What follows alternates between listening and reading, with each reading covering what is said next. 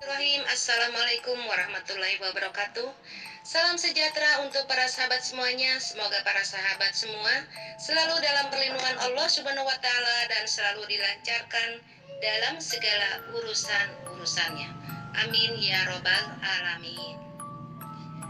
Di kesempatan yang berbahagia ini, saya akan menceritakan pengalaman mistis yang dialami oleh almarhumah ibu saya sewaktu beliau masih berumur 5 tahun. Dan cerita apa itu? Cerita yang akan saya bawakan, saya kasih judul Dirawu Kelong. Waktu itu berkisar di tahun 1959 di sebuah kampung bernama Cijoho Purwasari di wilayah Pangandaran. Dikabarkan hilangnya seorang anak kecil perempuan berumur 5 tahun dan anak itu bernama Nyi Acih. Nyi Acih punya ibu bernama Ibu Eni dan bapaknya bernama Bapak Indi. Selanjutnya, gimana awalnya Nyi Acih hilang dan pengalaman yang dialami oleh Nyi Acih sendiri. Nah, gini ya, ini menurut ceritanya Acih. Di malam yang sepi dengan terang cahaya bulan, Nyi Acih, si bocah kecil ini terbangun dari tidurnya. Setelah itu, dia berjalan menuju pintu dapur, terus keluar menuju ke ayunan yang letaknya ada di belakang rumah, yang biasa dia pakai kalau lagi main berayun-ayun gitu, karena dibikinkan ayunan oleh bapaknya yang letaknya yaitu di belakang rumah. Nyi Acih mengira waktu itu hari sudah pagi. Sedang santainya dia bermain ayun-ayunan sendiri tanpa siapapun, tanpa ada yang menemani. Santai bermain ayunan sendiri. Nah, sedang asik bermain ayunan itu, Nyi Acih berhenti karena Nyi Acih melihat sosok ibu bapaknya berjalan mendekati dia. Sang ibunya mengulurkan tangan ke depan seraya berkata begini, "Nyai, sini sama emak. Emak pangku ya. Yuk ikut sama emak ya." Nyi Acih pun berdiri dan meninggalkan ayunan terus menghampiri sang ibu. Padahal sosok yang dilihat oleh Nyi Acih itu adalah sosok kelong wewe dan genderuwo yang maleh warna berubah menjadi menyerupai ibu dan bapaknya Nyi Acih.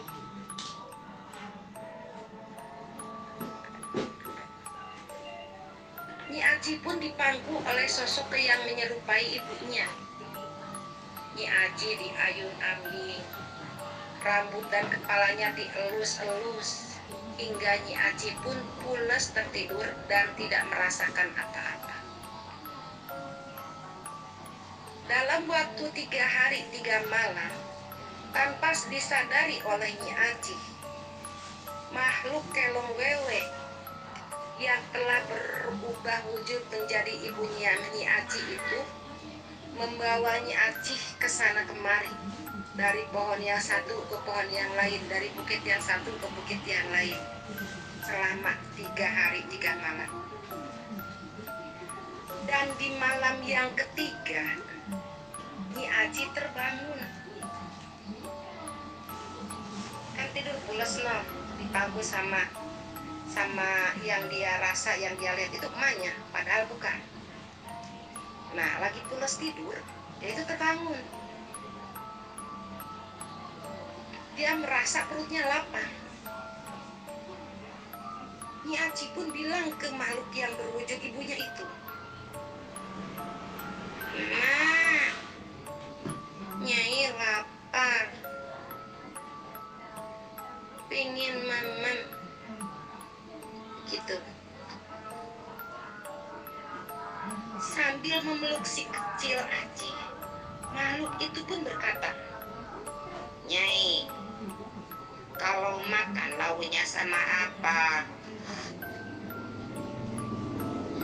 Kuasanya Tuhan Dengan segala kepolosannya, Nyi Aji kecil pun menjawab, aku suka makan sama sayur keong. Maksudnya Aji itu aku suka makan sama sayur yang lauknya.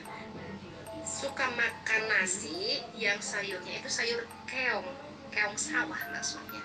Tapi karena dia masih kecil dan masih kidal, dia jawab, aku suka makan sama sayur keong. Dan tiba-tiba si mak palsu ini terperanjat kaget. Begitu mendengar pengakuan bocah kecil yang makanannya dengan sayur kelong. Jadi si kelong ini berpikir anak sekecil ini suka makan sama sayur kelong. Wujudnya spontan berubah. Matanya gede banget, melotot. Rambutnya panjang gimbal. Jari-jarinya panjang. Kuku-kukunya juga panjang. Wajahnya serem banget. Nah, Nyi Aji melihat perubahan itu. Nyi Aji pun menjerit ketakutan. Saking takutnya dia menjerit-jerit.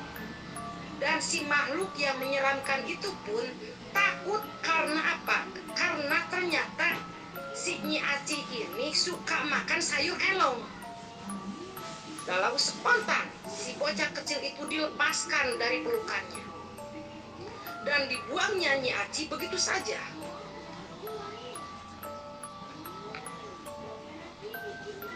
Nyi Aji dibuang di rumput bambu. Kuasanya Tuhan. Bocah kecil ini jatuh dari atas pohon bambu. Pohon bambu itu bagaikan tangan-tangan malaikat yang nampanin jasad kecil itu, hingga jatuh ke tanah yang tebal oleh hamparan daun-daun bambu kering. Nyi Aji terus menangis, tidak berhenti.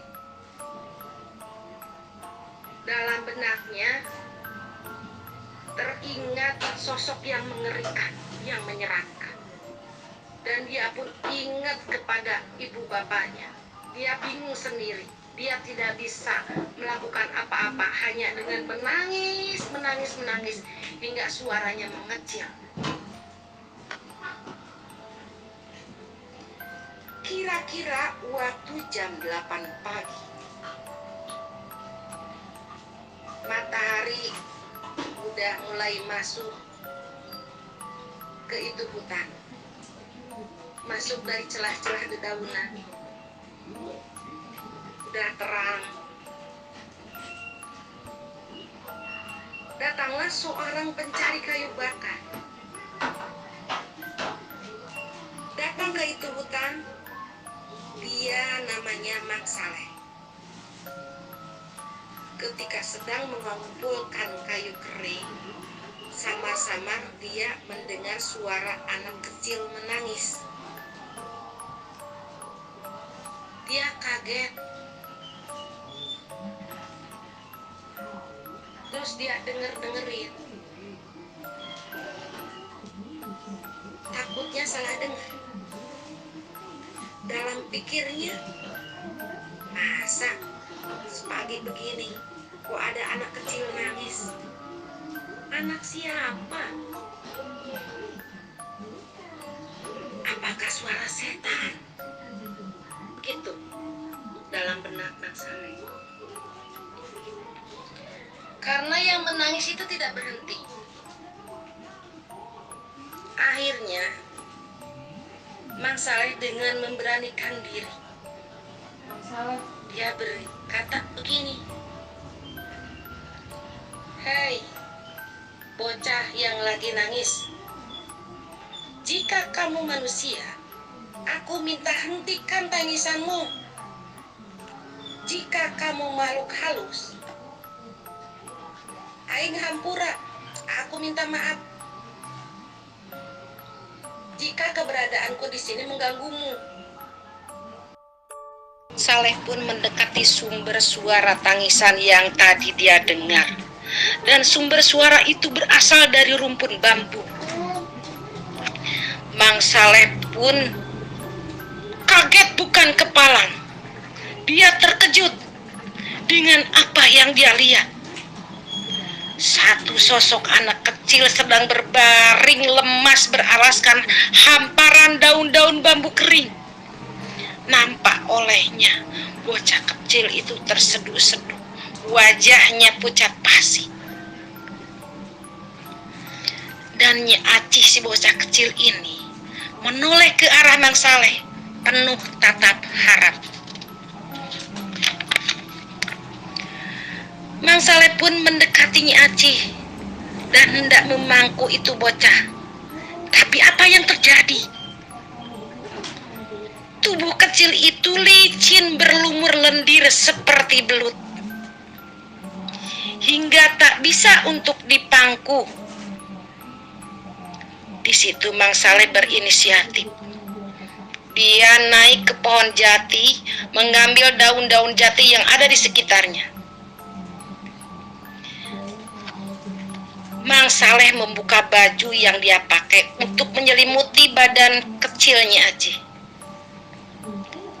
Lalu si daun jati itu dipakai untuk memeluk tubuhnya Acih. Nyi Acih dibawa pulang ke rumahnya. Dibantu oleh para tetangga, Nyi Acih dibersihkan, dimandiin, dikasih makan, dikasihin baju yang bersih. Dari mulut ke mulut, di pasar-pasar, berita ditemukannya anak kecil di hutan bambu. Berita itu merebak kemana-mana. Kalau kata sekarang dibilangnya viral ya. Dan akhirnya berita itu pun sampailah ke telinga Pak Indi. Pak Indi sekeluarga sangat senang sekali, apalagi Ibu Eni. Menangis meraung-raung, menangis sejadi-jadinya saking senangnya dan tak tahan dengan rindu yang selama 7 hari hilangnya Nyi Acih. Ternyata selama Nyi Acih hilang, keluarga Pak Indi dengan dibantu para tetangga setiap malam mengadakan pengajian yang dipimpin oleh sesepuh di kampung Cijoho. Pak Indi pun dari Cijoho Purwasari mengendarai sepeda, tentu saja sepeda kayu yang dikayuh gitu, menuju alamat yang dia dapat, yaitu ke rumah Pak Saleh di Cikembulan. Ternyata Ibu Acih ditemukan di hutan Cikembulan ya. Ini dari Parigi Cijoho Purwasari, segitu jauh ya. Bayangkan dah. Pak Indi sangat berterima kasih kepada Pak Saleh dan keluarganya. Mereka menjadi sahabat yang baik. Alhamdulillah ya, jadi berkah. Dengan rasa bahagia, akhirnya Nyi Acih pun dibawa pulang, dibonceng pakai empit. Ibu saya bilang pakai empit, pakai sepeda kayu. Gitu. Alhamdulillah, Nyi Acih selamat. Terus setelah itu kata ibu saya, kata Mak Acih ya, setelah itu diadakan acara syukuran.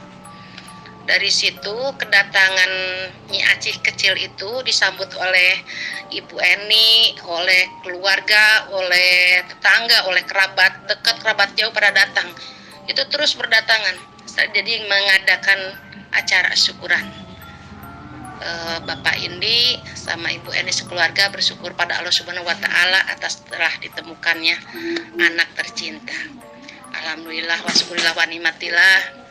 Ibu saya panjang umur hingga dewasa dan saya sebagai anaknya, dan Bapak ini itu kakek saya, Ibu Eni itu nenek saya, Ibu Acih, ibu saya, mereka sudah di alam arwah. Semoga Allah menjadikan mereka ahli-ahli surga, amin ya rabbal alamin. Nah, sekian cerita dari saya, semoga berkesan. Kalau ada salah kata mohon maaf yang sebesar-besarnya. Semoga berbahagia selalu semuanya, selalu dalam perlindungan Allah Subhanahu wa taala. Wabillahi taufik wal hidayah. Wassalamualaikum warahmatullahi wabarakatuh.